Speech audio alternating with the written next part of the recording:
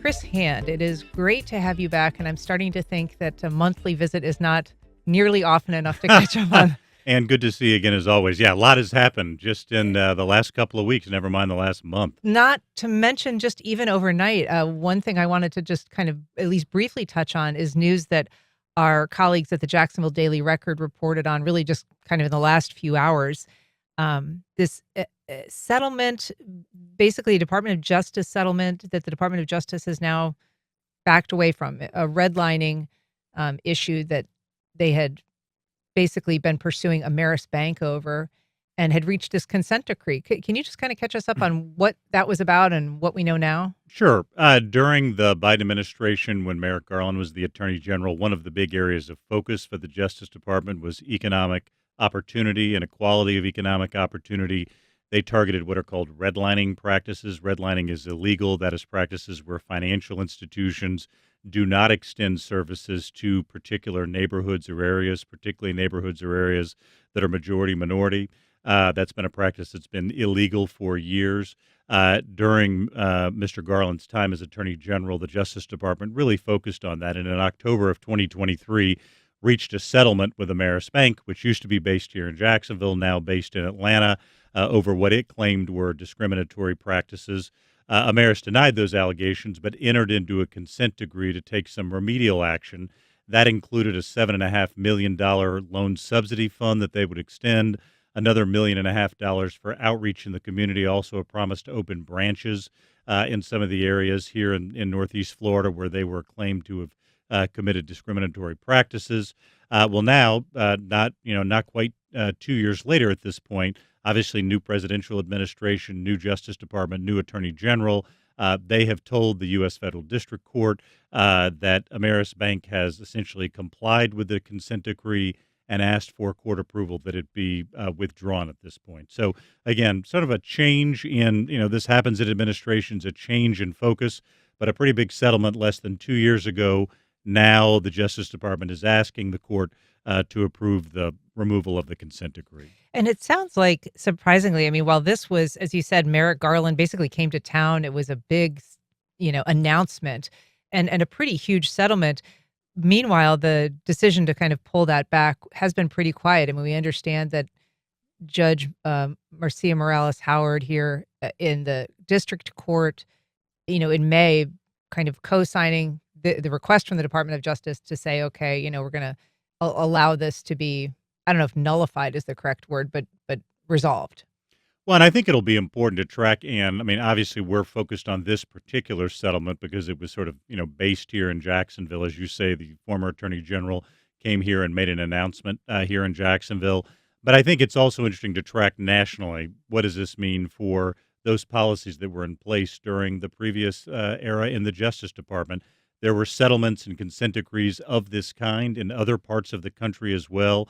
So I think that'll be one kind of issue for people who follow these issues to track. Is this part of a larger policy withdrawal from these sorts of consent decrees or consent decrees in general, or does it just affect this particular settlement? We'll have to track that over time. Sure, and I guess we know there have been some other terminations under this administration, including with police departments, like in Minneapolis, where there had been this consent decree. Now, Minneapolis says they're still going to follow the outlines of that consent decree, but and also with New York's Mayor Eric Adams, that there's been kind of a reversal on prosecuting him. So there definitely have been some changes with this administration. Well, and the tool of the consent decree is something that the Department of Justice has utilized for decades. Particularly, again, a consent decree is not a criminal penalty. It is an agreement that the Justice Department enters into with some entity. It could be a government. In the past, they've done that with a variety of governments over issues in terms of like access for people with disabilities and those types of issues. They can be with private organizations, like in the case of Ameris Bank here, or other institutions that they believe are committing discriminatory or illegal practices. So I think one big issue to watch over time is the consent decree has been a tool the Justice Department has used for years to ensure enforcement and compliance with a variety of federal types of federal law. Is that practice going to be dialed back overall during the current Justice Department? We've got about 6 months of data that suggests that there may be some minimization of that tactic right now. We'll have to see going forward whether that overall approach continues to be dialed back. Just so I'm clear, a consent decree, I mean, typically runs its course. So the idea of pulling out of a dissent decree that's in place is somewhat unusual. That's right. Typically, a consent decree has a variety of requirements that, the entity entering into it has to accomplish before the consent decree can be lifted. It effectively ends or is withdrawn once all of those terms, have been complied with. So, again, I think it's going to be interesting to track over time. It does the Justice Department just use this tool less than it has in the past. It's something that DOJ for years has used frequently. This may or may not signal that they are going to use that tool less frequently during this administration. All right, important story, and we'll continue to follow it. But I do want to shift gears to talk about the city council and the budget. There's a lot of headlines coming out of city council, this budget process, and conflict with the mayor's office. One element of that has to do with seemingly kind of a um, I don't know, insignificant issue, which is how many tickets are given to city officials from various entities that are run by the city, whether it's, the ViStar or the stadium or the ballpark. They get tickets. It's usually fairly just insular, I think, but it's become a matter of public debate in the last couple of weeks. Um, Possibly because of this increased tension between the mayor's office and the city council. It sounds like perhaps there was a question of who was going to get the tickets. Were they being fairly distributed? The city council evidently believed that they were getting shortchanged. Well, first of all, Ann, I want to thank you for taking me back to a very joyful period of my life, and that was the city council, 4 years with the city council budget season. This is kind of typically a period of year where, look, under our charter, the city council owns kind of the millage rate and the budget. They have the responsibility each year for setting what the property tax rate's going to be, and ultimately, they decide what the city budget's going to be. The mayor proposes a budget.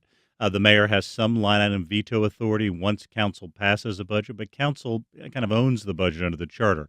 And so council takes a very proprietary interest in that document. Now, different councils have taken different approaches to how they sort of manage that philosophy. This particular council has taken a much more aggressive approach as it, pertains to kind of the budgets that Mayor Deegan and her team have proposed and how they're responding to that.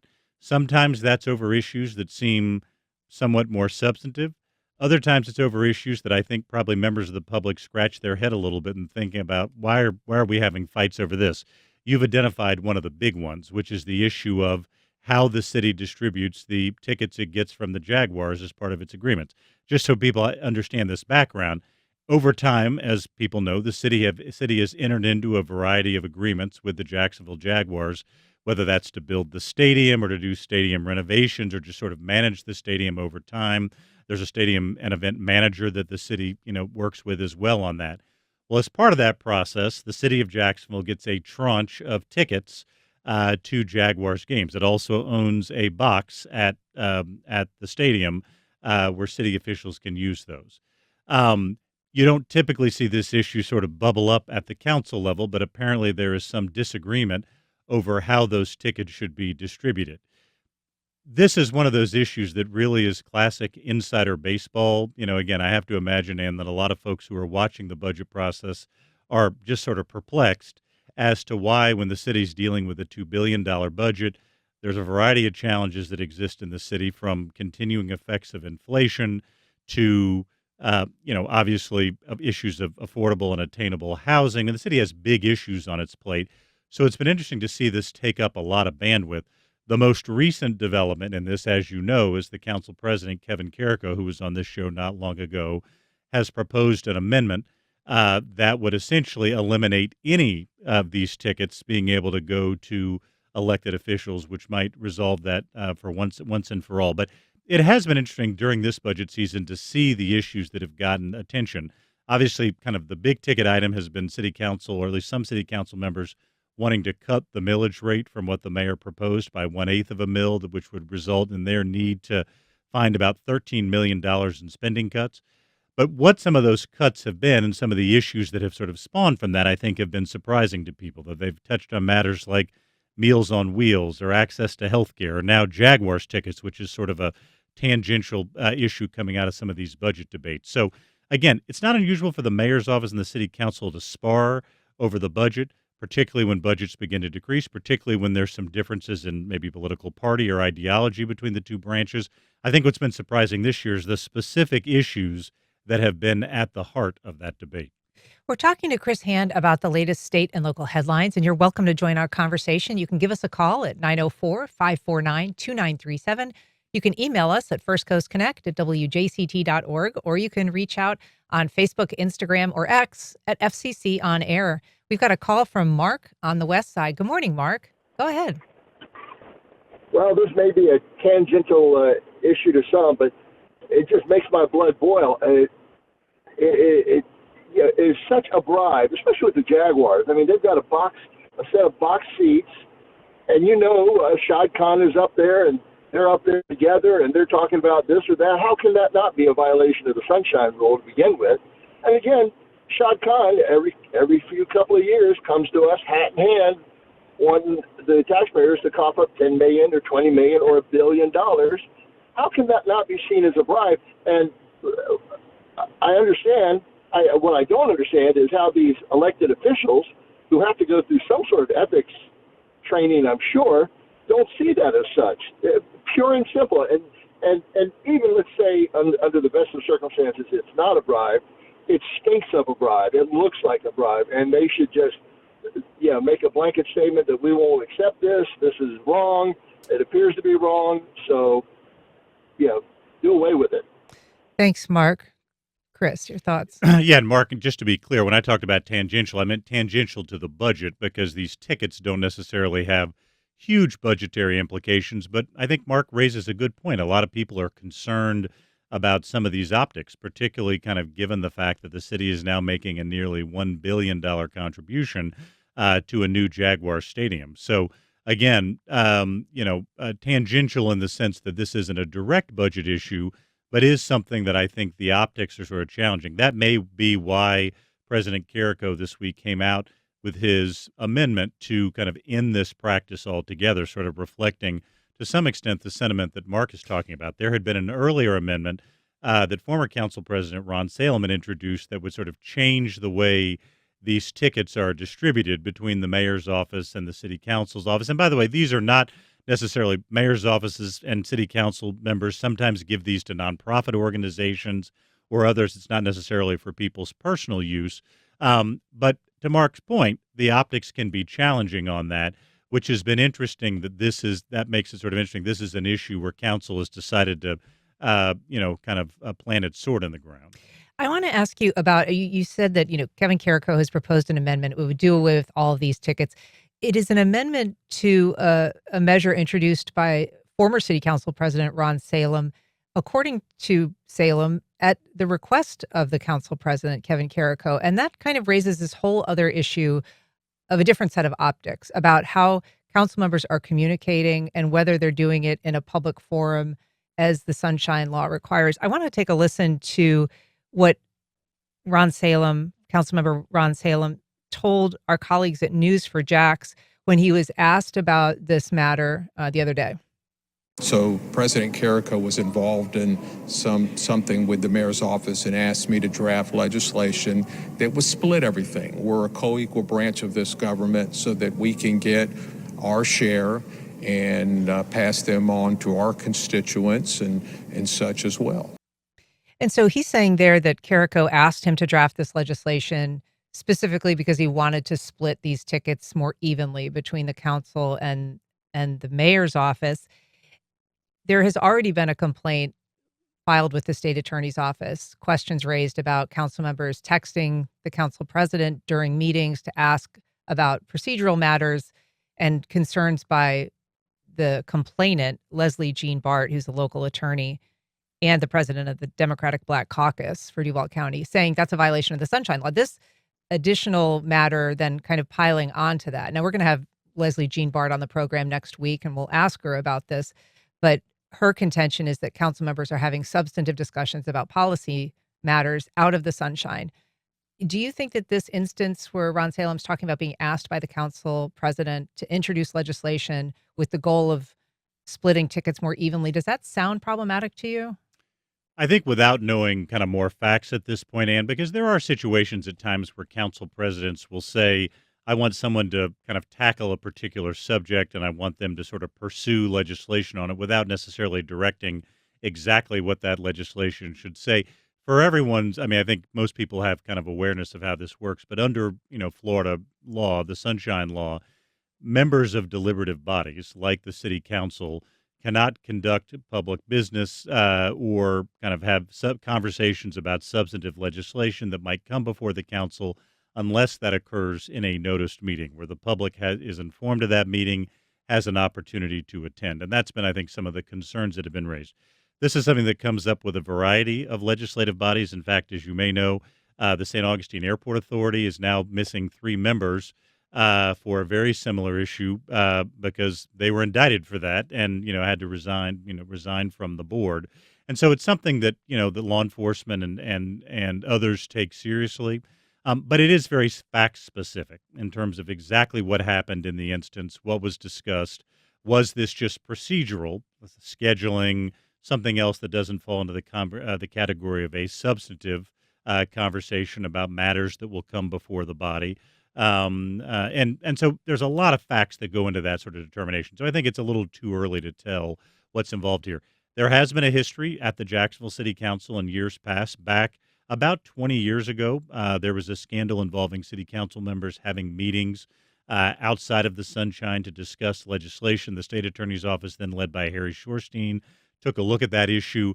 A number of council members ended up paying what amounted to be civil fines for some of these conversations. So it is something that people look at over time, but it is very fact and issue specific in terms of what those conversations might have been. Look, just as a best practice, it's really as a best practice if council members are dealing with legislation. Number one, a best practice because at the top of the organizational chart at the city of Jacksonville is the citizenry, the people. So if there are discussions about issues, if there's any question at all, a best practice is always to have that in the public, to have a publicly noticed meeting, or to have that conversation at a regularly scheduled council meeting where the public has an opportunity to attend and weigh in. If in doubt, make it public. And we should say we don't know as yet if the state attorney's office has responded to that request or endeavored to take an investigation or to begin an investigation. We have reached out to the state attorney's office, and we'll try to update people with more when we know more. We've got a call from Moselle in Avondale. Good morning. Go ahead. Good morning. Thank you for taking my call. I just want to say, again, it's like a sunny place for shady people. My head's exploding. These frat boys on city council groveling for free, anything. And tickets, come on, get to damn work. People are sleeping on the streets. They're cutting Meals on Wheels. Come on, y'all.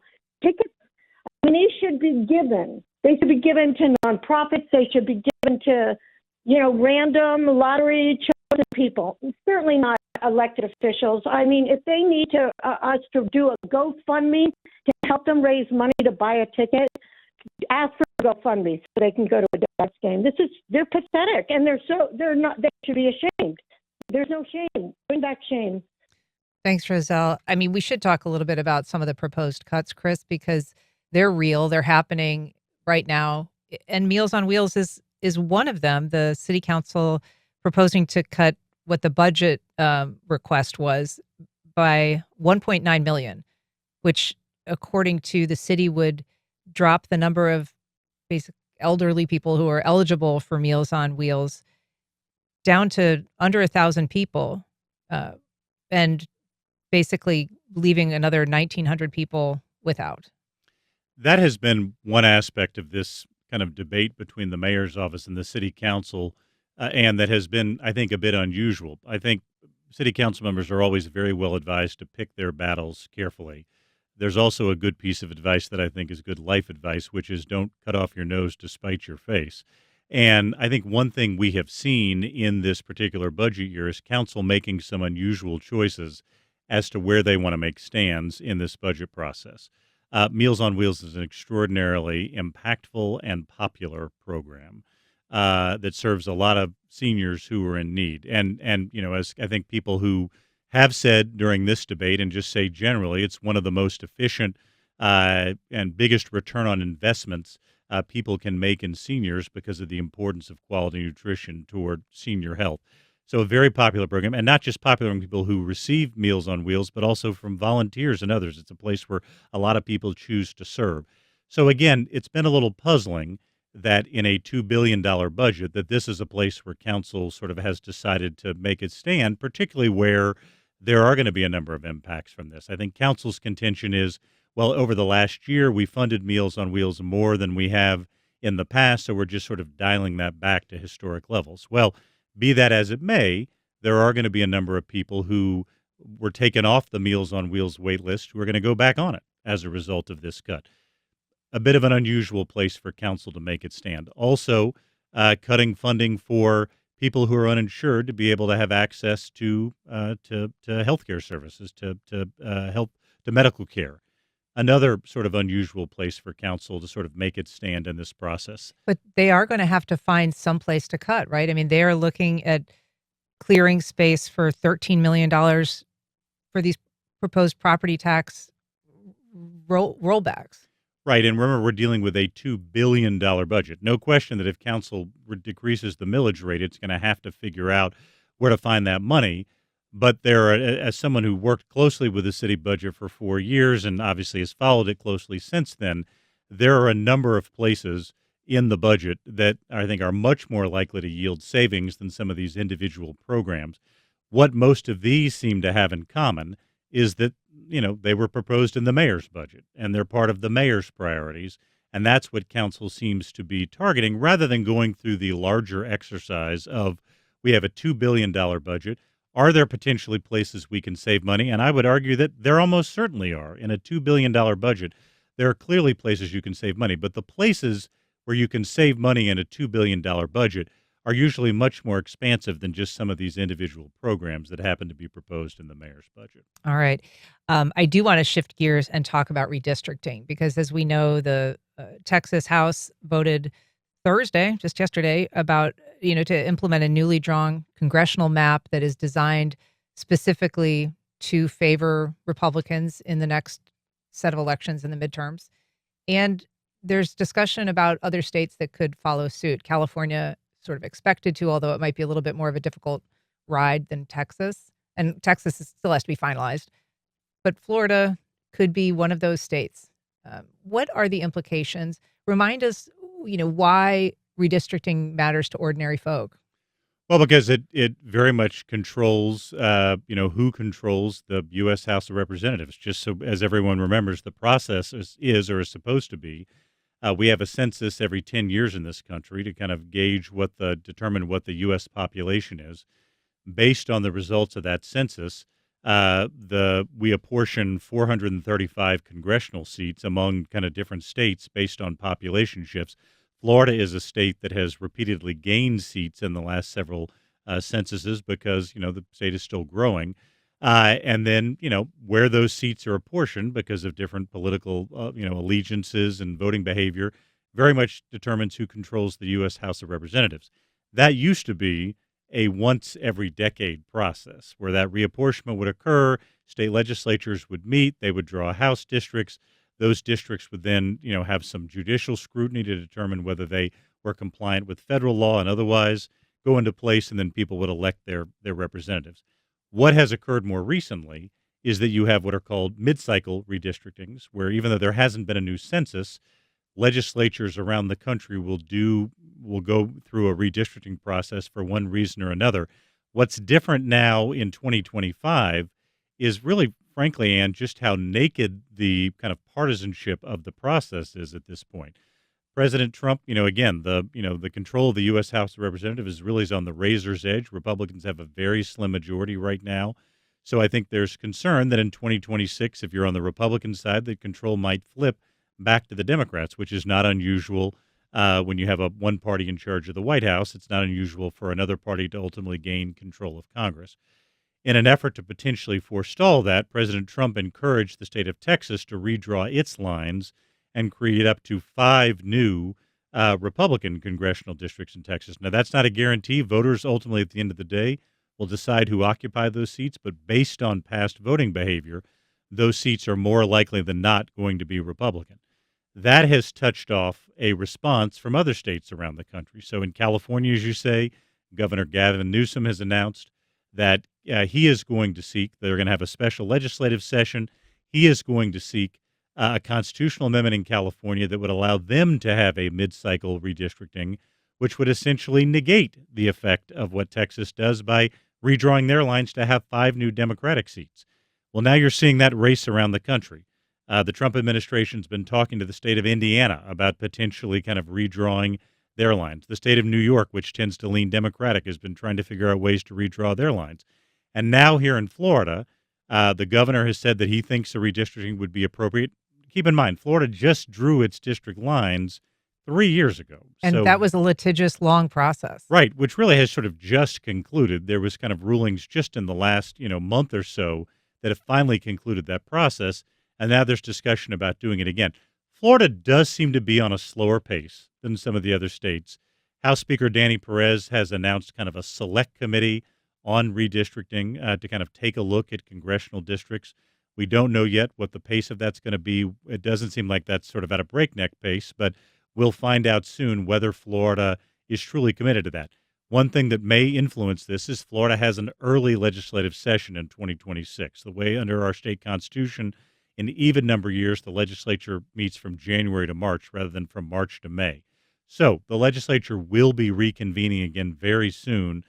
This could be an issue they take up in the 2026 legislature, which if they do, and again, it passes all judicial scrutiny, might mean Florida has a new map for the 2026 congressional elections. We've got a call from Lisa in Orange Park on this subject. Good morning, Lisa. Go ahead. Hi, yes, good morning. My question is that Donald Trump is saying that he wants to recount the census and not include people who are not American citizens. So if that's true, then the number of our population will decrease. So will that not decrease the amount of representatives? So isn't all this redistricting then going to be kind of pointless? It's a good question. It does get complicated. I mean, It is a very complicated process. I think this issue, you're right, the president has suggested that maybe they should do sort of a mid-cycle census.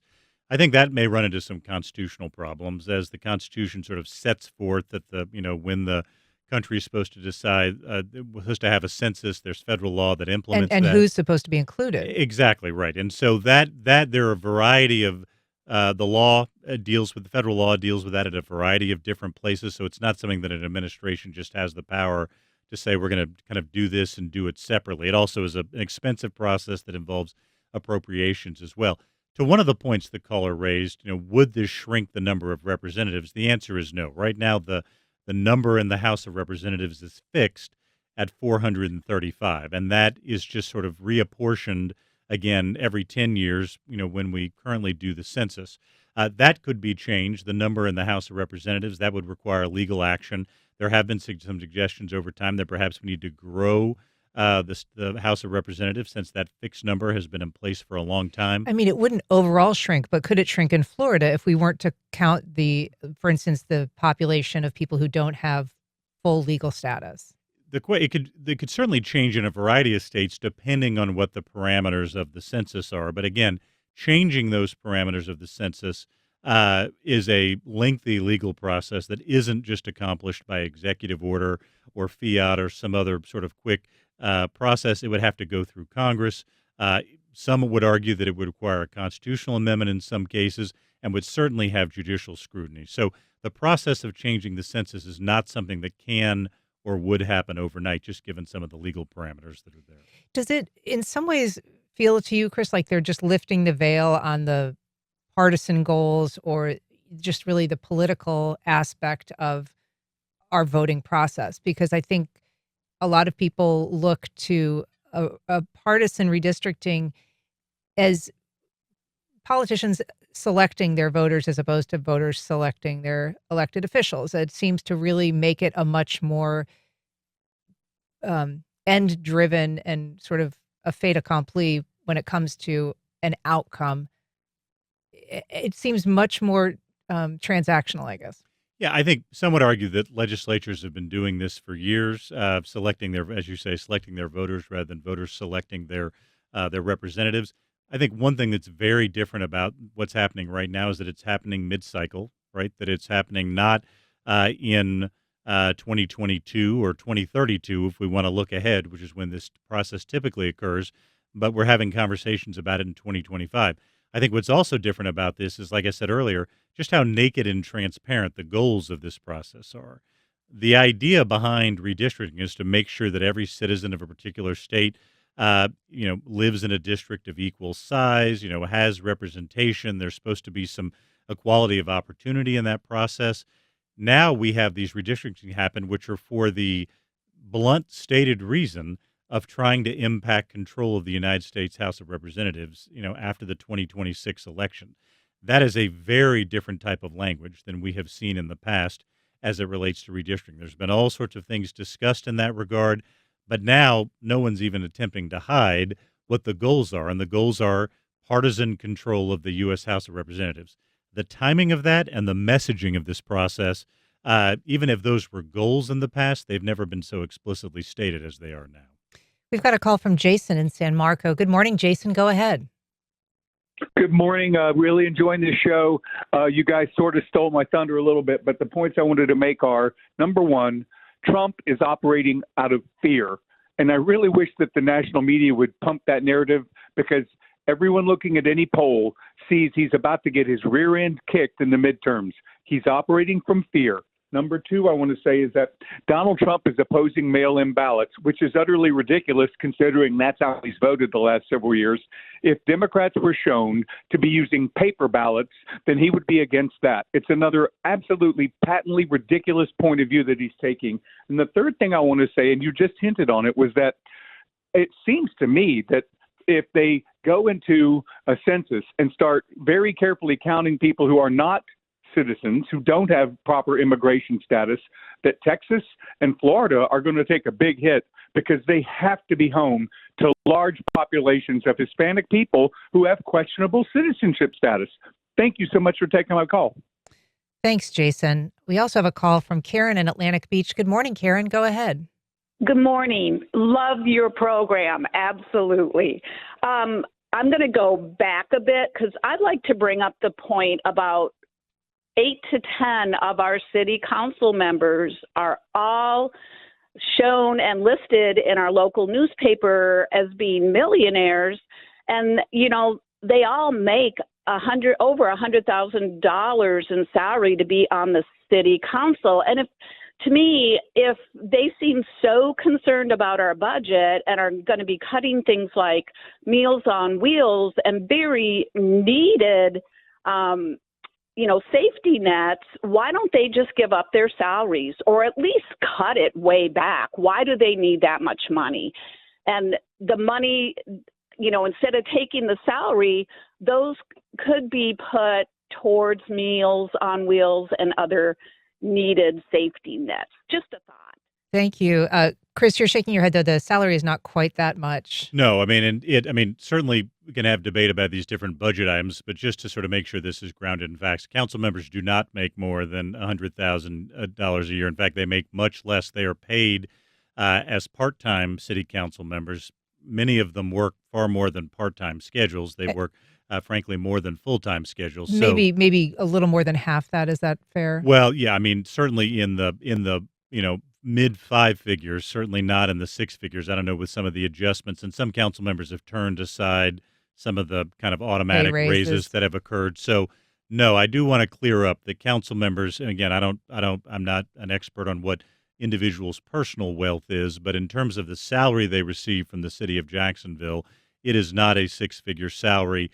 They are really paid as sort of part-time employees, even though many of them work full-time schedules. And she may have meant just that salary from council augments their other salary, and that they're all ultimately fairly well off. Right. So to that point, I guess she's asking, did you have any thoughts about the redistricting question that we got regarding undocumented folks, or whether that would impact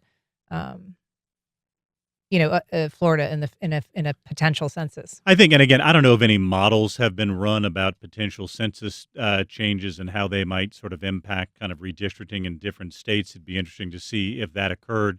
Again, it is such a laborious process to go through making some of these changes in federal law that would be required. Number one, to have a census mid-cycle, which is not, again, how it's currently specified, to be done once a decade at the beginning of a decade. And it's not cheap. No, it is a very expensive undertaking for the federal government to do. Important for a number of reasons, not just in terms of redistricting, but as to how federal funds are distributed. There are a variety of very important reasons that we do a census every 10 years. It isn't just about where congressional districts are located, but it is a monumental undertaking.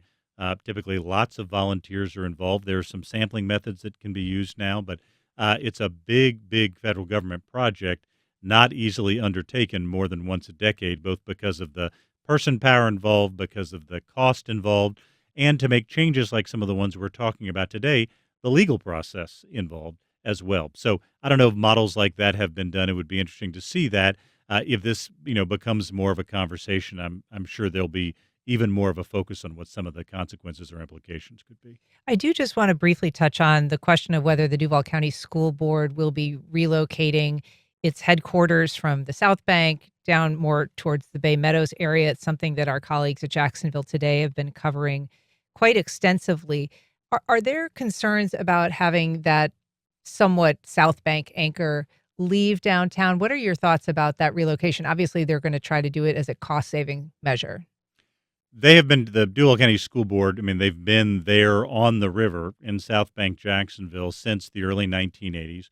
They have been looking to get off the river for quite some time for a variety of reasons, one of which is I think the community's sense is that there's maybe a kind of a higher and better use for riverfront property than a government building. So, they've gone through a very long process. In fact, several years ago, the Duval County Public Schools put out a big RFP trying to find different solutions. Kind of nothing kind of came out of that really kind of fit their cost needs. So this has been really almost a decade-long search for a new headquarters. Now it's become something of an exigent circumstance because as people know some of the fiscal challenges that school districts around the state are facing, not to put too fine a point on it, but the Duval County Public Schools has to find a way to save about $100 million because of some of the fiscal issues they are dealing with.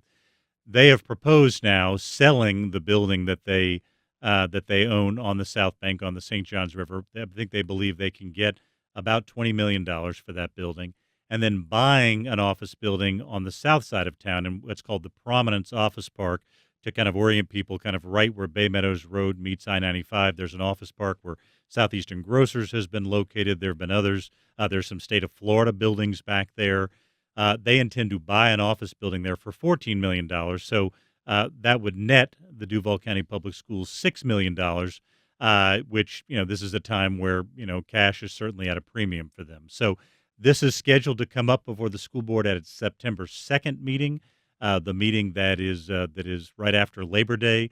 It seems like there's support on the board to make this move. But again, I suspect this will elicit a lot of public comment as well. All right. Well, Chris Hand, it is always great to talk to you. Thank you so much for coming on this morning. Really, really appreciate it. And good to